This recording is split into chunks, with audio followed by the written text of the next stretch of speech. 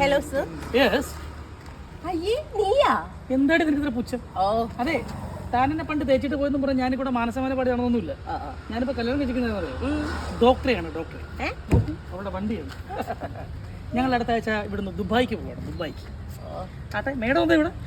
ഞാൻ അക്ഷയ്ക്കുള്ള വഴി ചോദിച്ചിട്ട്. നീ ഇവിടെ അക്ഷയും പഞ്ചായത്ത് ഓഫീസും ഒക്കെ തെണ്ടി തിരിഞ്ഞ് വെയിലും കൊണ്ട് നടക്കുന്ന സമയത്ത് ഞങ്ങൾ ദുബായിക്ക് പോകും. ദുബായിക്ക്.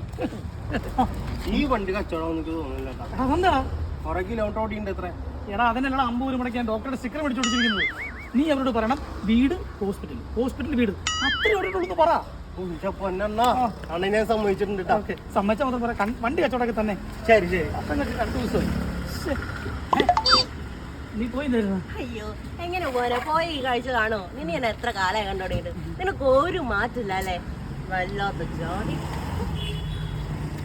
ഹലോ എടാ, മമ്മൂട്ടി ഉപയോഗിച്ച കാർ, ദുൽഖർ ഉപയോഗിച്ച കാർ എൻ്റെ അടുത്തുണ്ട്.